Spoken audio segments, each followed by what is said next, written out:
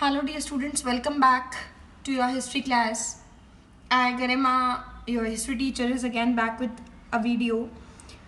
This is the second last video of our chapter. The chapter we were going on completing from last 2-3 videos. Chapter number 11, representations of 1857. Today we'll discuss some atrocities committed by Britishers on Indians. Unfortunately, Indians have left no record of the atrocities committed by Britishers. However, हुआ क्या था basically official records तो Britishers ने कोई छोड़े ही नहीं, उन लोगों ने सब डिलीट कर दिए थे एट द टाइम ये एट्रॉसिटीज़ के बारे में जिस टाइम इंडियंस ने खबर निकालने की कोशिश की. लेकिन जो कुछ ब्रिटिशर्स थे, कुछ उनके प्राइवेट लेटर्स जो थे, उनके अंदर से ये पता चलता था कि भाई ऐसा लगता था कि उन्होंने कोई बुरा काम नहीं किया ब्रिटिशर्स ने इंडियंस को मार के. They have done really a heroic act, वो बहुत ज़्यादा हैप्पी थे. प्राइवेट लेटर्स में उनको ये देख के पता लगा. फ्री एंड जो फ्रैंक अकाउंट्स थे उनके इन ह्यूमन एक्ट्स जो उन्होंने किए वो उसके अंदर से पता चला उसके बारे में. और एट्रॉसिटीज़ में सबसे पहले इन लोगों ने क्या किया, पूरे के पूरे विलेजेस को कई बार बर्न कर दिया. मतलब ये देख लो कि कोई एक आदमी भी देखने लायक बचा नहीं था उस विलेज के अंदर. पूरे के पूरे विलेजेस को बर्न कर दिया. नेक्स्ट स्टारवेशन, मतलब लोग भूखे मर रहे हैं. They are not having food to eat, they are not having place to live. ये कंडीशन थी इंडियंस के साथ.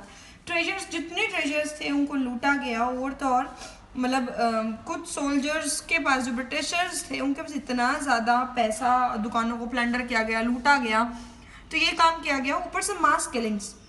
एक बहुत बड़ा एग्जाम्पल चलता है इसके अंदर. फ्रेडरिक जो कूपर था, मतलब अजनाला, अमृतसर के पास एक एरिया पड़ता था अजनाला, वहाँ पर इन लोगों ने ये एक्ट किया.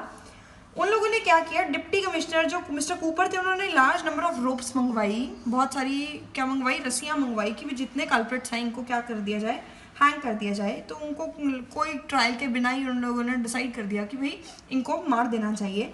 दे शुड ऑल डाई. लेकिन क्या हुआ, जो रोप्स थी वो शॉर्ट हो गई, सप्लाई में शॉर्ट हो गई. तो सबको जान से नहीं मार पाए वो, टांग कर मतलब फांसी देकर नहीं मार पाए.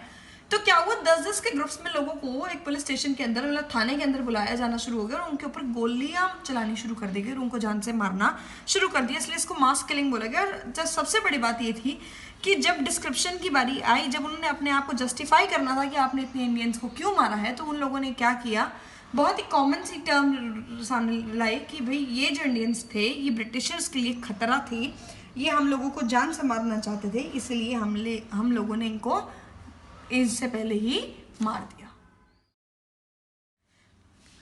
अब क्या हुआ, जो रिएक्शन था, आम जनता का जो रिएक्शन था रिवॉल्ट की तरफ, वो किस तरह का था. बेसिकली क्या हुआ, हिंदू पैट्रियट नाम का एक न्यूज़पेपर या एक मैगजीन थी, दोनों चीज़ें आती थी. तो उसके अंदर कैलकाटा के अंदर उन लोगों ने क्या किया, एक सोफिस्टिकेटेड एक रिवीलिंग कमेंट दिया 1857 के रिवोल्ट पे. 21 में 1857 को लिखा गया और ये बताया उसके अंदर कि भाई ये म्यूटिनी नहीं थी बल्कि रिबेलियन था. और जो पूरे देश के कंपैरिजन में सिर्फ और सिर्फ बंगाल आर्मी एक ऐसी थी जिसका मेन फीचर ये था कि उसको पूरी कंट्री की सिंपैथी मिली है. उसके जो कंट्री में है, जो बंगाल के लोग हैं, they felt proud of the martyrs of their side. उनको लगा कि भाई एक हॉली और नेशनल कॉज के लिए मरे हैं. कुछ कॉमन लोग थे जिन्होंने इनको ज्वाइन भी किया, औरतों और बच्चों ने भी सेम बात है कि कई औरतों ने भी इसको ज्वाइन किया. They were not ready to give up their religion. के रीज़न क्या था, वही बात शुरू होती है उसी र्यूमर से, जो कार्ट्रिजेस वाली र्यूमर थी. तो उस चीज़ को देखने के बाद they were not ready to give up their religion and they were ready to fight for it. अब बच्चे क्या हुआ, ये जो इवेंट्स हुए 1857 के, इनको लेके ना बहुत सारी इंटरप्रिटेशंस थी, बहुत सी कॉन्ट्रोवर्सीज चली कुछ स्कॉलर्स के बीच में. कईयों ने इसको क्या माना, कईयों ने इसको क्रिश्चियनिटी के अगेंस्ट रिवॉल्ट माना, कईयों ने कहा कि मुस्लिम्स लड़ना चाहते थे, कई कहते हैं हिंदू मुस्लिम का ऑर्गेनाइज रिवॉल्ट था. जो फर्स्ट व्यू है वो कहते हैं सिपाही म्यूटिनी. कहते हैं कुछ यूरोपियन राइटर्स जो थे एसेंशली, जिसको मिलिट्री राइजिंग बोलते थे, जैसे कि जॉन सीले, चार्ल्स रिकेस, के मेल्सन, सैयद अहमद खान, ये सब क्या बोलते थे, इसको मिलिट्री अपराइजिंग बोलते थे. There were many military causes of the revolt. The first one, Indian sepoys looked upon with contempt by English officers.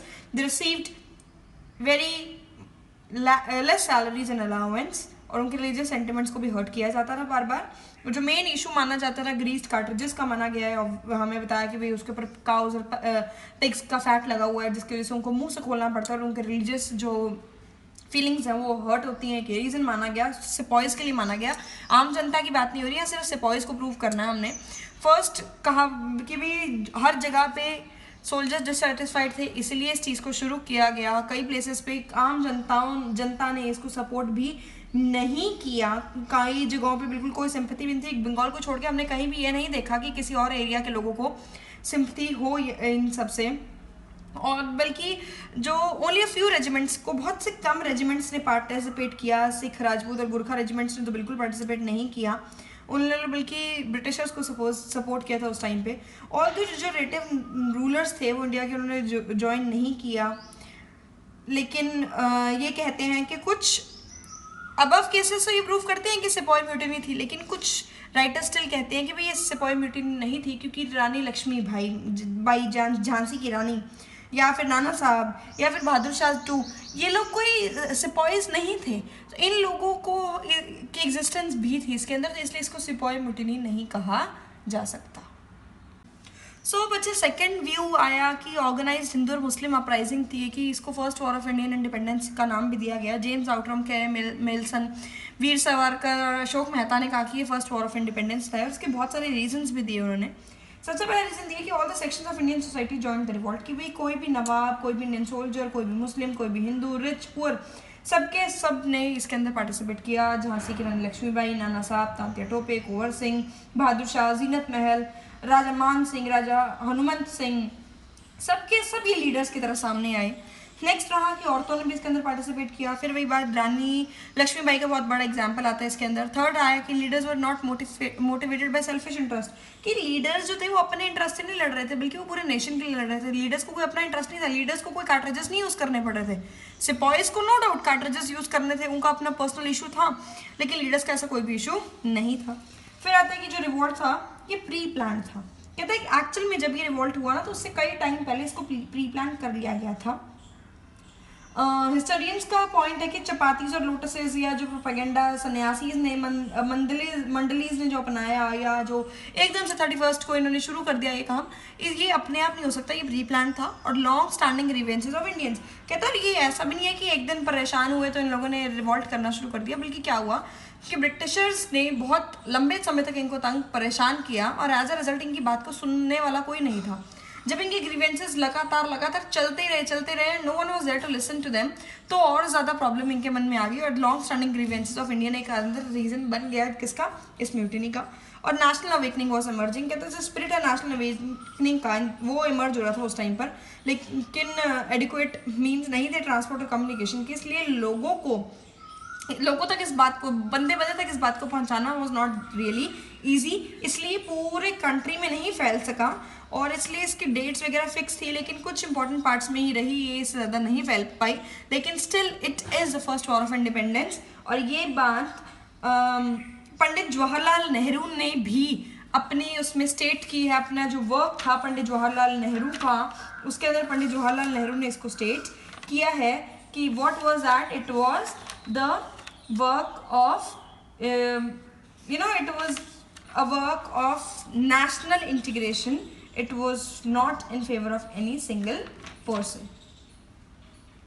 So everyone, this was for today. We'll continue this chapter and finish this chapter in the next video, that is you'll be getting it tomorrow, and the chapter number 11, that is representations of 1857, will be completed in the next video. Thank you.